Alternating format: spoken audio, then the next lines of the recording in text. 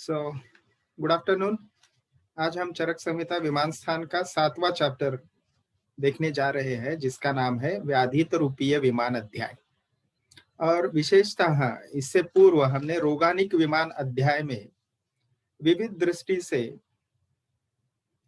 व्याधियों के भेद देखे थे।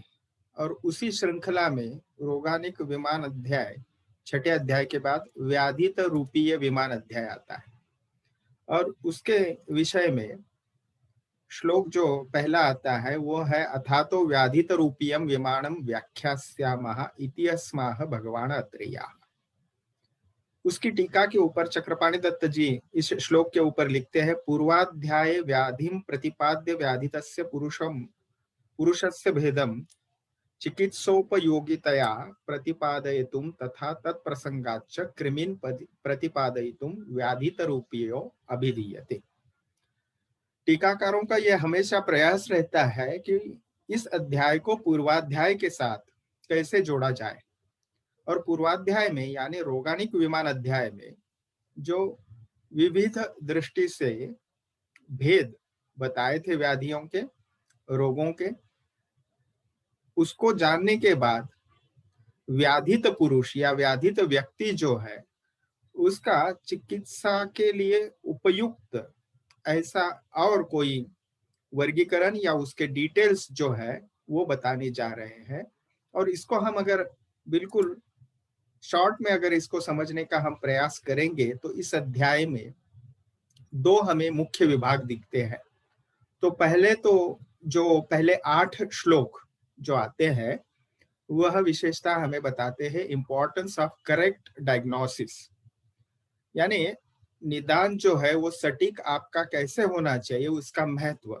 और सटीक निदान के बगैर आपकी चिकित्सा सफल या यशस्वी नहीं हो सकती।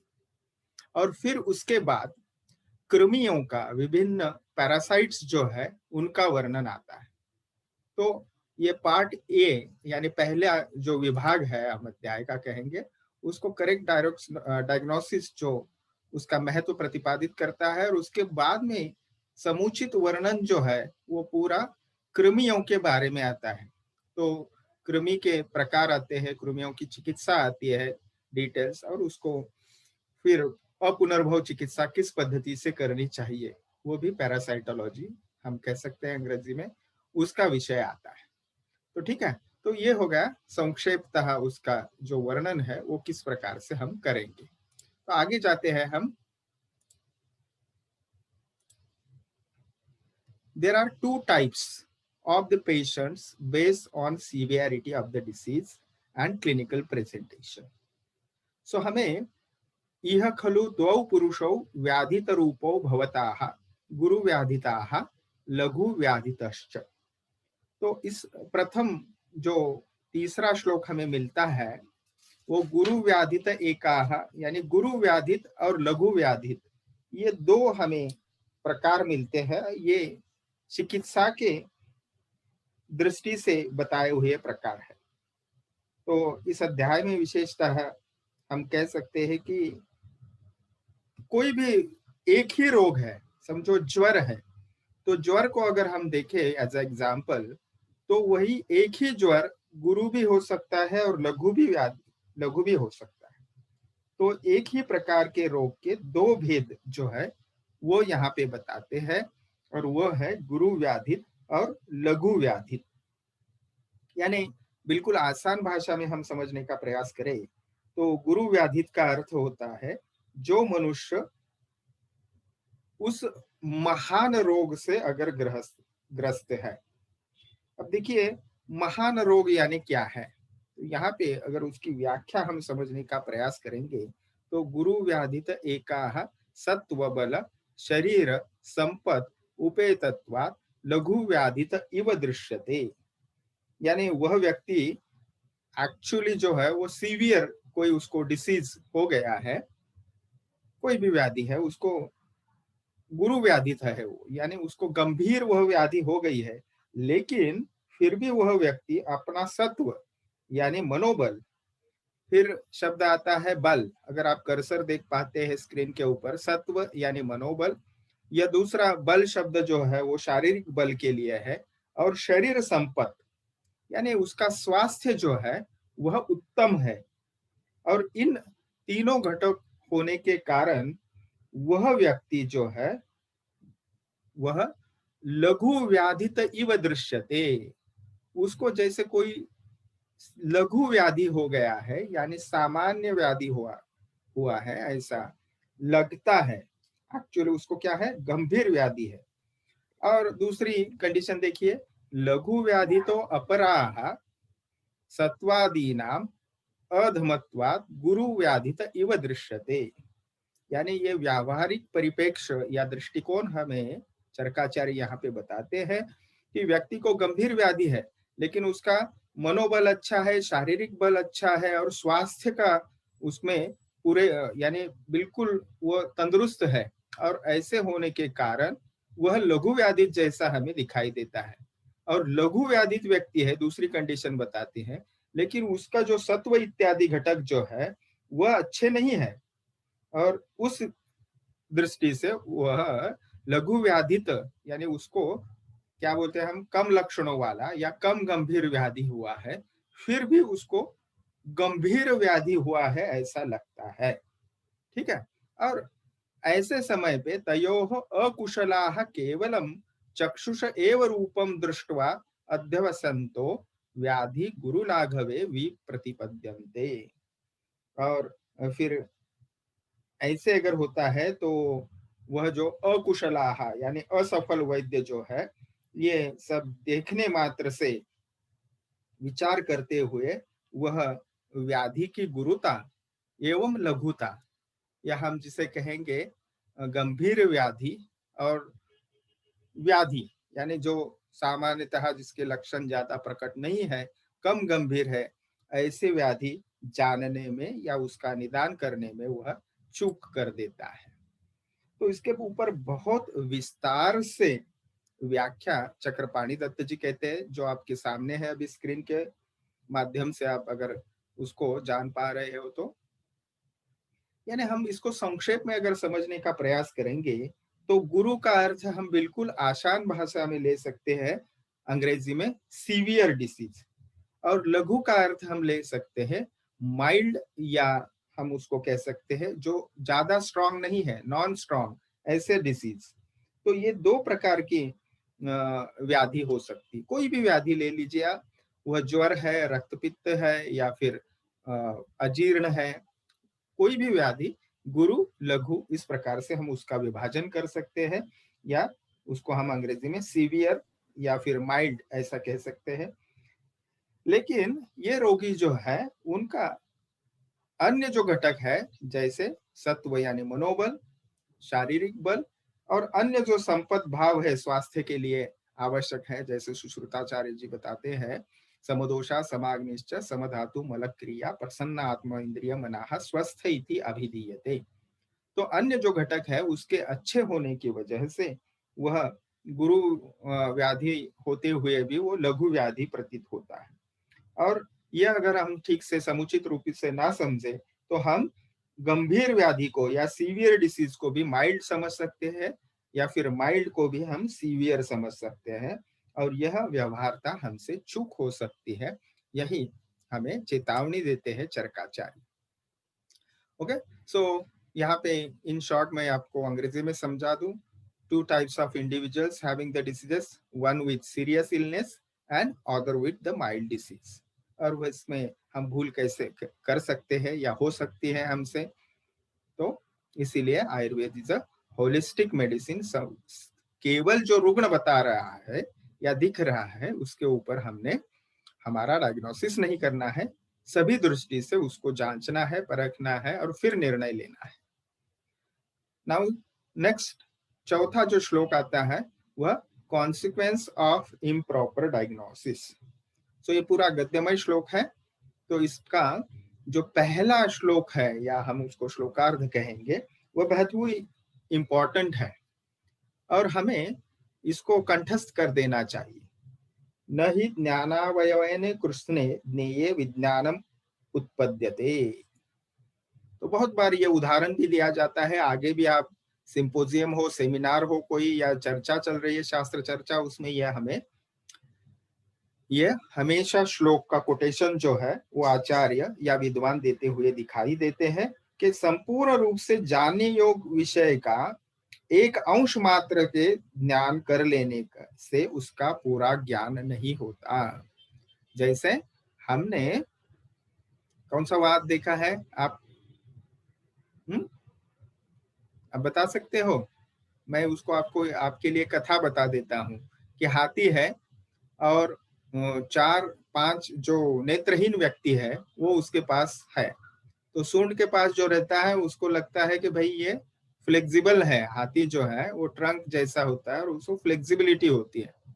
जो कान के पास हाथी के खड़ा होता है उसको क्या लगता है, वो ऐसे फ्लैट है, ठीक है, और यही हाथी है।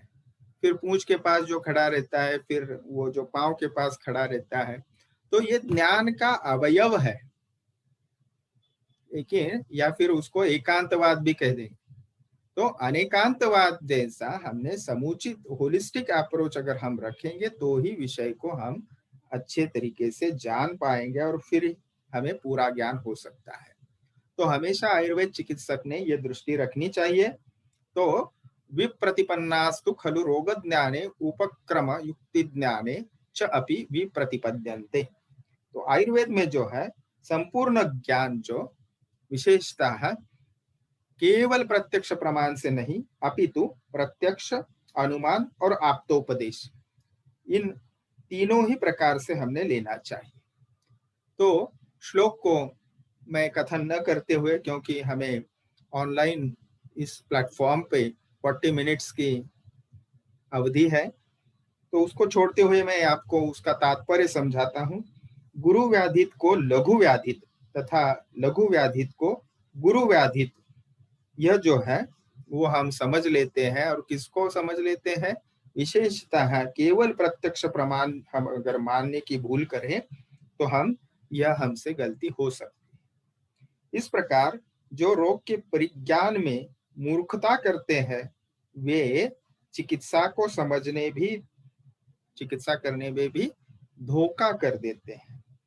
उदाहरणार्थ यहाँ पे देखिए, तदा तम अल्पदोषम मत्वा संशोधन काले अस्मै मृदु संशोधनम प्रयच्छन्तो भूय एव अस्य दोषान उदीरयन्ति।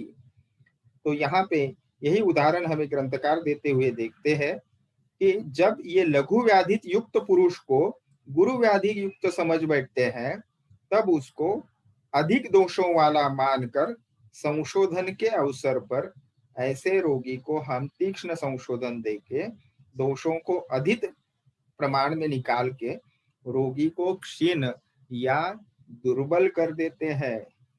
इस प्रकार अगर हमें ज्ञान अवयव का केवल ज्ञान है, यानी आंशिक ज्ञान है, तो संपूर्ण ज्ञानवान मानने वाले चिकित्सक को हम जो है वह भूल कर बैठते हैं और वह बार बार भूल हम कर बैठते हैं। इसलिए हमें संपूर्ण ज्ञान कृत्स्न ज्ञेये विज्ञानम उपपद्यते या उत्पद्यते। तो इस प्रकार से जिन्होंने जानने योग्य विषय का पूर्ण रूप से ज्ञान प्राप्त कर लिया है तो ही चिकित्सक संपूर्ण परीक्षा विषय को सब प्रकार यथासंभव परीक्षा करके कहीं भी धोखा नहीं खाते हैं। तो इस प्रकार सर्वम सर्वथा यथा संभवम परीक्षा अध्यवस्यन्तो न क्वचिदपि विप्रतिपद्यन्ते। तो इस प्रकार से यहाँ पे अगर हम इसका संक्षेपतः टीकांश देखते हुए आगे बढ़ते हैं तो व्याधित और लघु व्याधित इनका हम अगर विपरीत निर्णय कर लेते हैं और केवल प्रत्यक्ष प्रमाण को मानते हैं और अन्य जो दो प्रमाण है यानी अनुमान प्रमाण और आप्तोपदेश, इनकी हम उपेक्षा करते हैं, यानी इनको महत्व नहीं देते हैं इन प्रमाणों को, और चिकित्सा क्षेत्र में अगर हम उस दृष्टि से ही केवल हमारा दृष्टिकोण रखते हैं तो क्या होता है, हमें आंशिक ज्ञान प्राप्त होता है। और ऐसा आंशिक ज्ञान होने पे ये जो चिकित्सक लोग है वह निदान यानी व्याधि का निदान और चिकित्सा इन दोनों में ही चूकते हैं।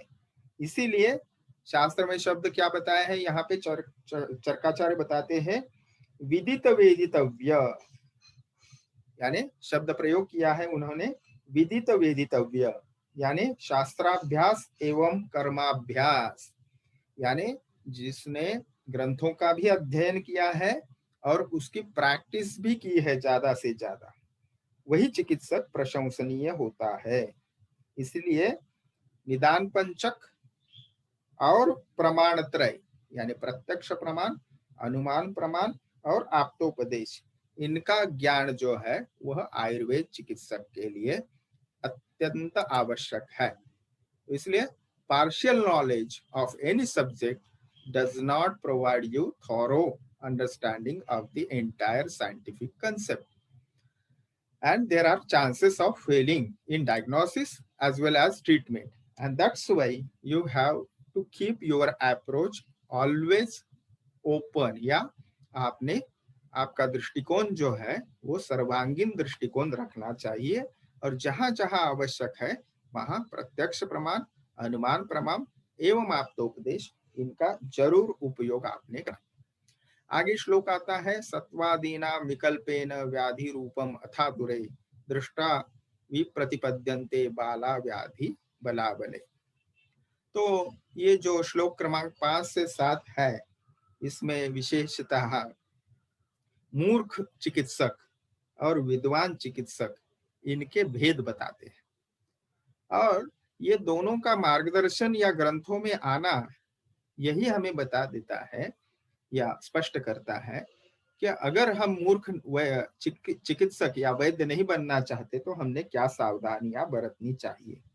तो सबसे पहले जो हम उसको मूर्ख तो नहीं कहेंगे, लेकिन उसको हम अज्ञानी ऐसा जरूर कहेंगे। ये जो अज्ञानी वैद्य है उसका मन यानी सत्व इत्यादि जो है वह सत्व इत्यादि, जो सत्व शब्द जो है वो मन के लिए आया है, और आदि शब्द जो है वो बल, शारीरिक बल और मानसिक बल, इन दोनों के लिए आया है। ठीक है। और ये अज्ञानी वैद्य सत्व आदि के विकल्प को यानी भेद के कारण, इनके जो तरतम भाव है इनको वह ठीक से नहीं जानता, और व्याधि के रूपों को केवल देखकर, यानी उसको गुरु व्याधित लघु व्याधित ये भूल जाता है, वो उसको देखकर रोग के सबल निर्मल निर्णय में वह भूल कर बैठता है, और अज्ञान के कारण यानी उसमें विवेक जो है वो नष्ट हो जाता है। उसमें विवेक क्या है? निरक्षर विवेक, यानी दूध का दूध और पानी का पानी, यानी पानी में अगर सफेद रंग मिला हुआ है तो वह भी दूध जैसा प्रतीत होता है, लेकिन दुग्ध कौन सा है और हम उसको मिथ्या दुग्ध कहेंगे वो कौन सा है, वो जो जान सकता है वही, यानी हम उसको विद्वान वैद्य कहते हैं, वही है। नहीं तो केवल सफेद रंग है या रूप है वो देखकर वो अगर निर्णय कर ले तो ये विवेक रहित निर्णय हो जाएगा, और उससे फिर औषधों का जो चयन है या पंचकर्म का जो चयन है, और पंचकर्म के लिए उपयोगी जो औषधियां है वह भी हम उसको क्या बोले कि कम मात्रा में उसका प्रयोग कर सकते हैं, या गलती से फिर ज्यादा मात्रा में उसको हम प्रयोग कर सकते हैं, और फिर यह जो है वह रुग्ण का अहित कर देता है। और दूसरा जो प्रकार है चिकित्सक का बताया है वह है विद्वान, उसको बुद्धिमान भी कहा है। तो वह बुद्धिमान वैद्य क्या करता है? तो वह संपूर्ण चिकित्सा के विषय की जो है वो अच्छी तरीके से सर्वांगीण दृष्टिकोण से परीक्षा करता है, और तब ही औषधों का प्रयोग करता है। और इसलिए वो क्या है?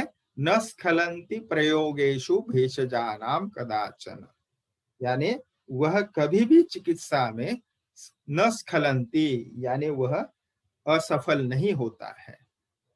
तो इस प्रकार से उसको हमने जानना चाहिए।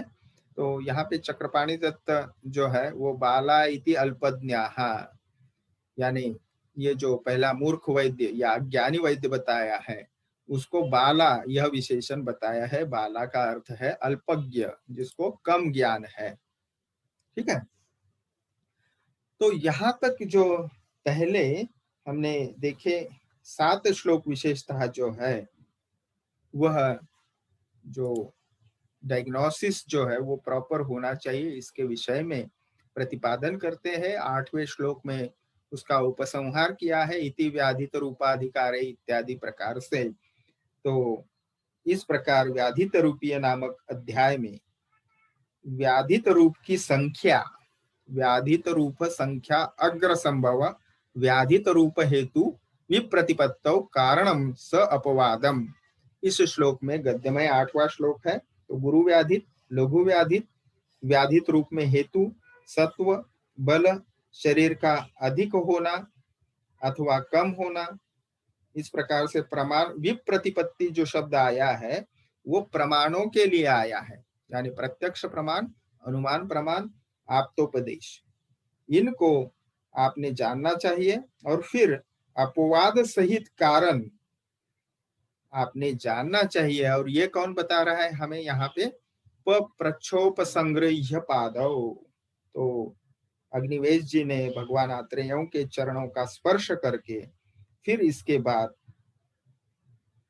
पुरीश में विशेषतः जो कृमि होते हैं, सर्वकृमि नाम पुरीश संश्रयानाम, यानी सर्व कृमि जो है वो पुरीश में यानी फीकल मटेरियल में संश्रित होते हैं। और उसके विशेषतः कृमियों के बारे में उसका निदान, समुत्थान यह शब्द जो है वो सिनोनिम है पॉजिटिव फैक्टर्स के लिए। संस्थान यानी स्थान, कहाँ पे वो रहते हैं, वो बाद में स्थान यानी लोकेशन। संस्थान शब्द जो है वो लक्षणों के लिए है। वर्ण, ठीक है, उनके डिटेल्स है ये। फिर उनका नाम, कौन कौन से उनके नाम, यानी उनको टर्मिनोलॉजी या पारिभाषिक या शास्त्रीय उसके नाम क्या है, परिभाषा क्या है, प्रभाव, उसका परिणाम क्या होता है।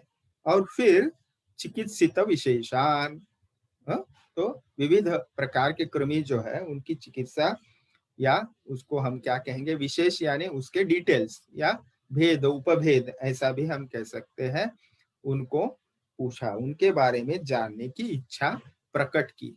हम सभी को ज्ञात है तो आचार्य अत्रेय और शिष्योत्तम अग्निवेश जी, इनके संवाद स्वरूप संपूर्ण चरक संहिता हमें उपलब्ध होती है। तो ये जो गुरु व्याधित लघु व्याधित जानने की आवश्यकता क्यों है, वह सकारण देखने के बाद फिर कृमि प्रकरण जो है इस अध्याय में, व्याधित रूपीय विमान अध्याय में चालू होता है इसके बाद 9वें श्लोक से।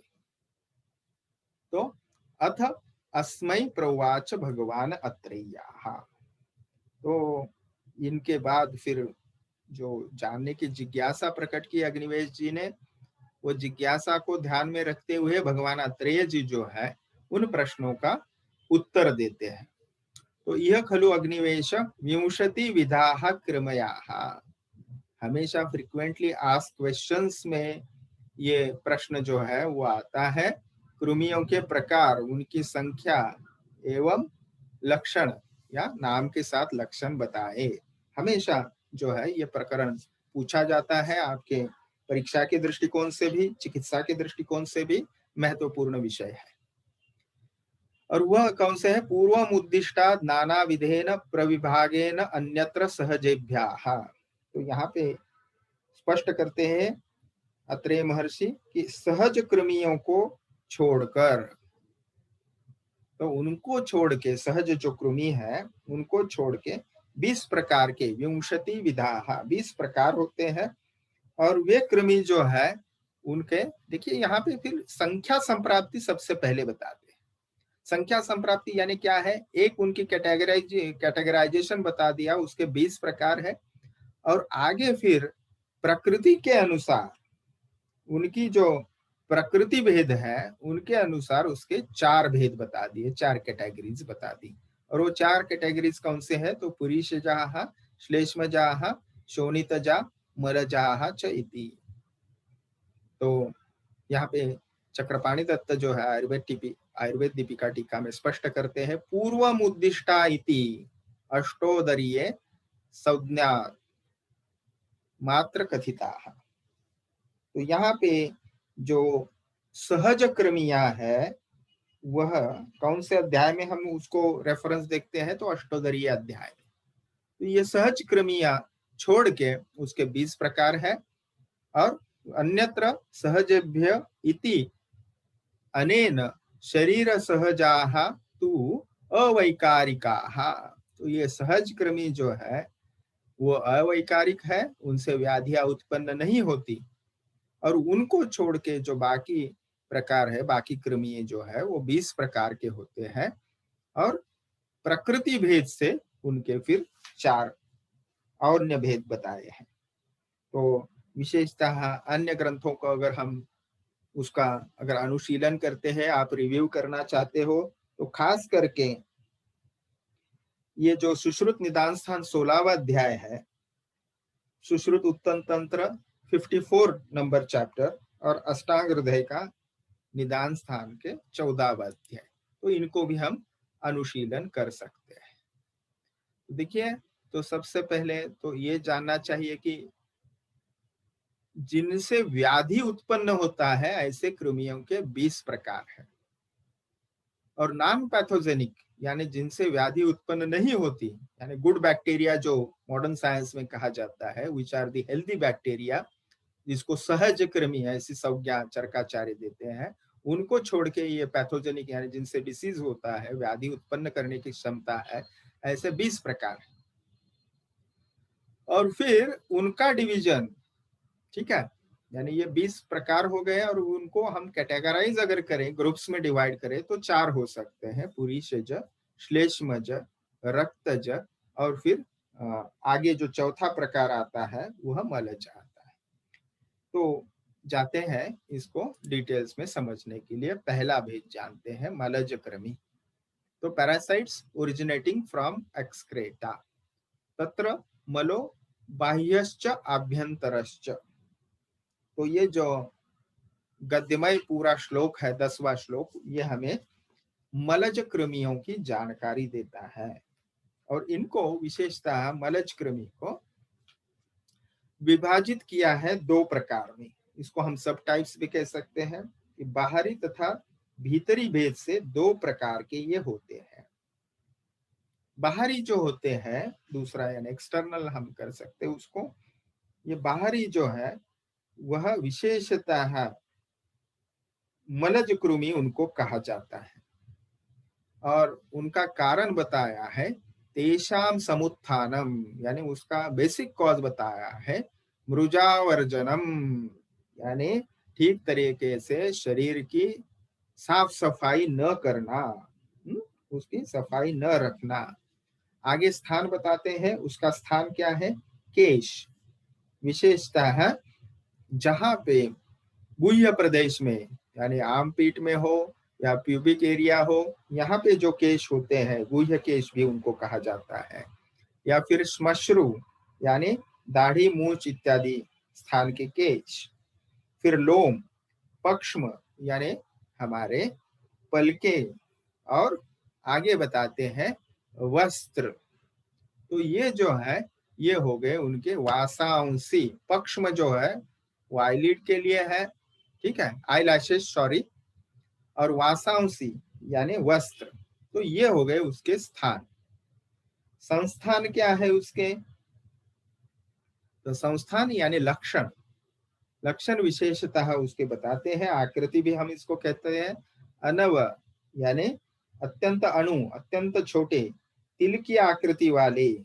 देखिए, अभी तिल को भी अगर हम जाने तो वो काले और सफेद ऐसे 2 तिल के प्रकार होते हैं। और इसीलिए कृमियों का वर्ण भी जो है वह हम इसको कैसे जानेंगे, हम विशेषतः काला और सफेद। आगे बताते हैं उसके डिटेल में।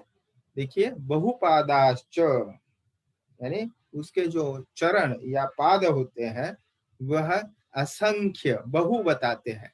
और कुछ जगह पे यह जो पादों की संख्या या पांवों की संख्या जो बताई है वह 6 बताई है। आगे वर्ण बताते हैं, कृष्णाः शुक्लाश्च। वर्ण जो है उनका कृष्ण यानी काला, शुक्ल सफेद होता है।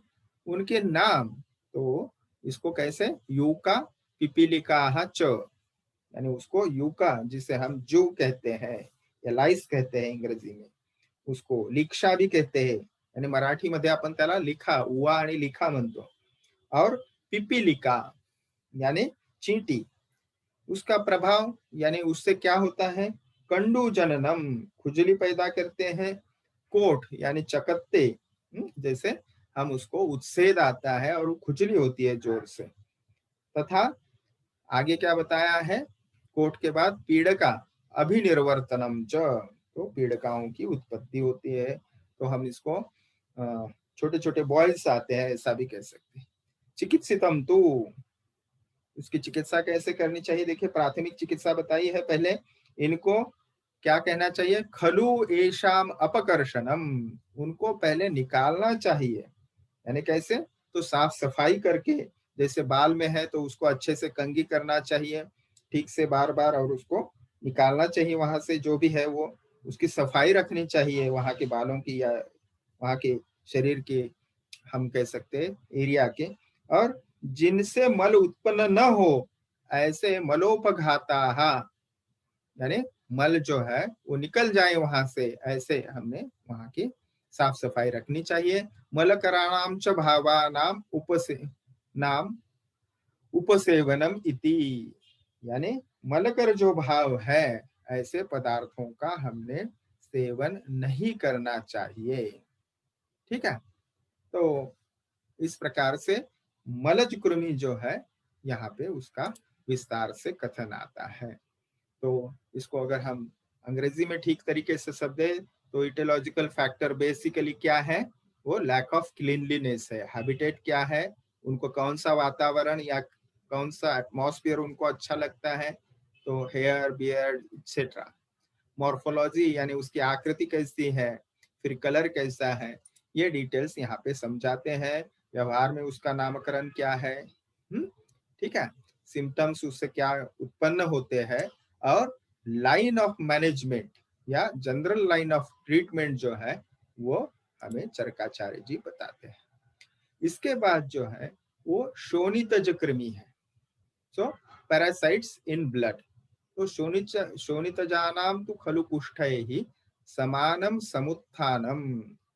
तो रक्तज कृमि यहाँ पे वो बताते हैं, रक्त से उत्पन्न होने वाली कृमियां जो है उनसे कुष्ठ रोग के समान ही उसके जो है वो कारण होते हैं. तो पॉजिटिव फैक्टर्स जो है वो कुष्ठ निदान अध्याय हम देखेंगे, तो उनके जैसे ही आपने समझने चाहिए. वह पुनरुक्ति दोष यहाँ पे नहीं करते.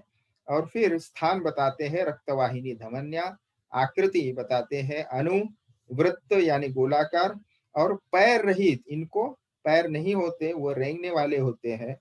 और कुछ आचार्य उनके बारे में बताते हैं वो सूक्ष्म होने के कारण अदृश्य भी होते हैं. फिर वर्ण या रूप बताते हैं, ताम्र वर्ण यानी तांबे के जैसा उसका रंग होता है. और उनके नाम बताते हैं, देखिए यहाँ पे है इस लाइन में, केशादा, लोमादा, लोमद्वीपा, सौरसा.